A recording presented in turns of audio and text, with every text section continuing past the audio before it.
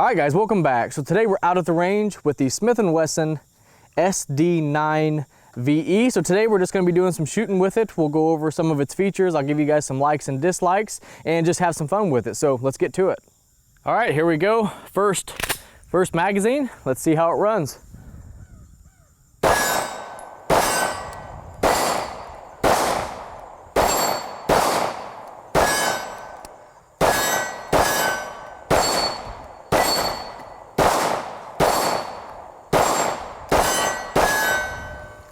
Okay, so there's the first 16 round magazine. It does come with two 16 round magazines. And if you notice that little flinch I had, the trigger, and we'll talk about this more in detail later, but the reset is pretty long, so I kind of didn't let the trigger out all the way to let it properly reset, and pulled the trigger and it was dead. So that was what that was all about.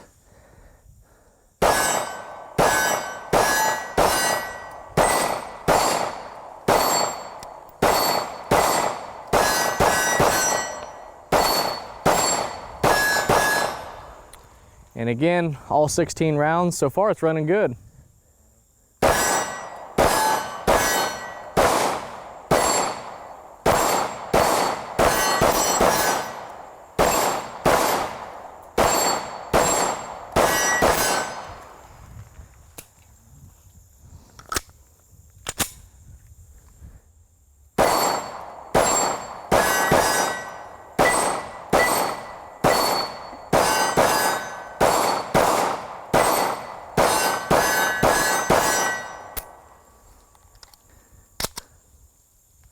That time it failed to lock back on the last round.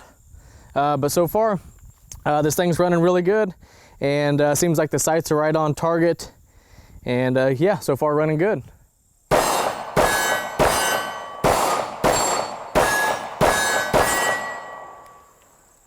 Now let's go over how to break the pistol down. Now the first thing you're gonna wanna do is lock the slide to the rear and visually inspect if there's no round in the chamber, we have no magazine in the gun, we are safe and clear. Now once you do that, just point it in a safe direction, pull the trigger, and just like on a Glock pistol, just pull the slide back ever so slightly, about 1/8 to 1/4 of an inch.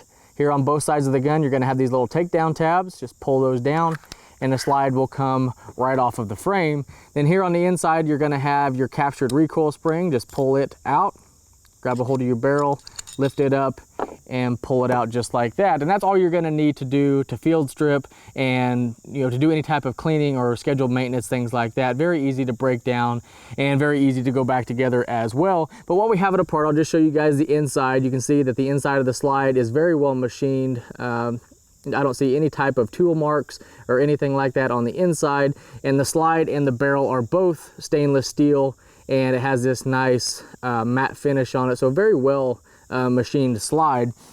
The recoil spring, like I said, is captured. It does have a flat wire spring, and the guide rod is polymer. On the inside of the frame, if you want to take a look in there, you can see everything is looks very well made. It looks very sturdy and heavy duty on the inside. It looks very close to like your standard M&P type pistols on the inside. So overall, it looks like on the inside of the pistol, it is very well made and put together. So putting this thing back together, just go in reverse order, drop your barrel in, take your guide rod and recoil spring, put it back in, return the slide to the frame, pull it back once, check for function, and that's how you completely field strip, disassemble, and reassemble the SD9VE.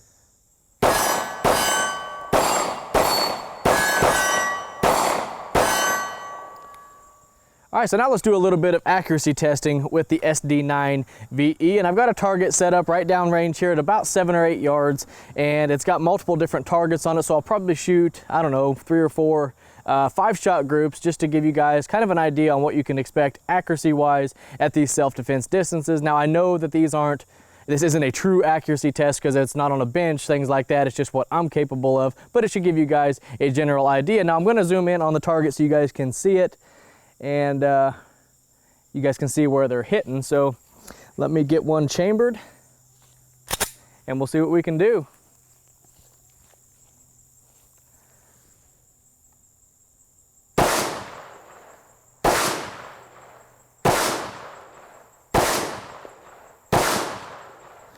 Okay, so as you can see, I was shooting a little low, so let me see if I can adjust just a little bit and see if we can get those towards the center on the next target.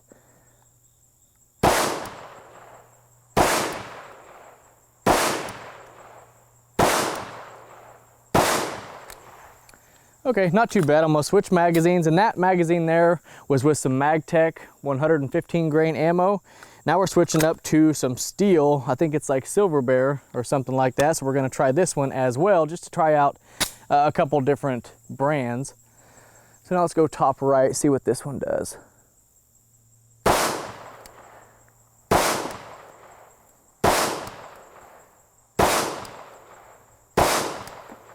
Okay, not too bad. Let's go top left.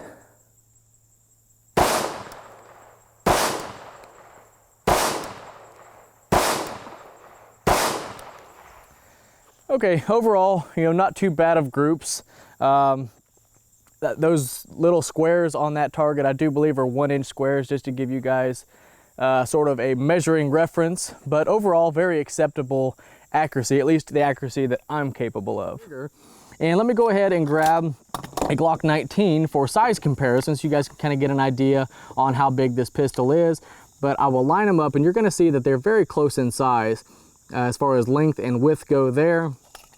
And then as far as grip goes, you're gonna see that they're very, very close in grip, length and width and everything like that. So this pistol is very, very close to the size of the Glock 19.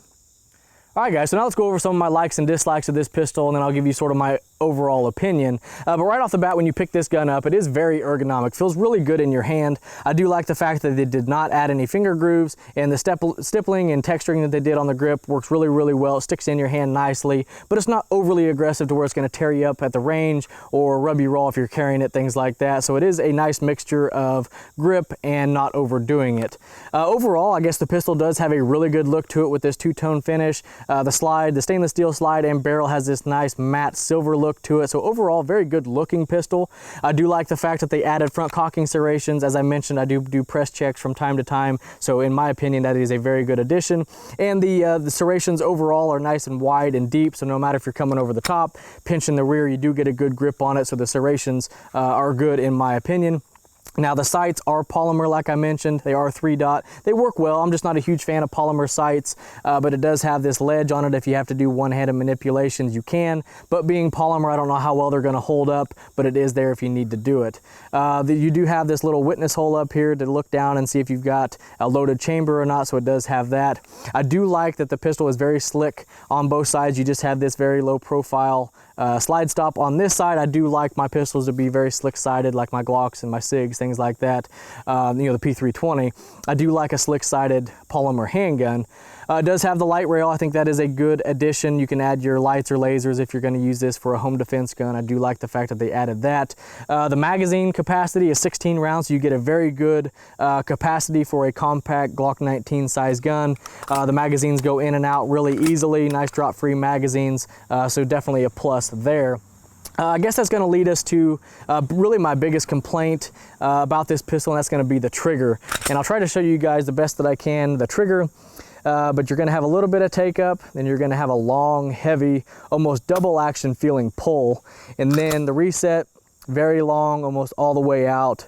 But it is audible. You can hear it, you can feel it, but it is very long, almost all the way back out. And then you have that heavy, almost double action feeling trigger again.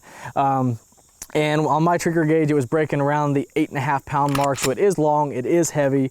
But what I understand, Smith & Wesson did this on purpose for this pistol. I guess they're gearing this pistol more towards the new shooter or someone who is maybe inexperienced and didn't want to spend a whole lot of money on a pistol. So they put that in there, that long, heavy trigger pull on purpose. That way, if you get someone inexperienced having to use this gun, they want the trigger pull to be deliberate, make sure you really do want to pull it. So that's kind of why it's there.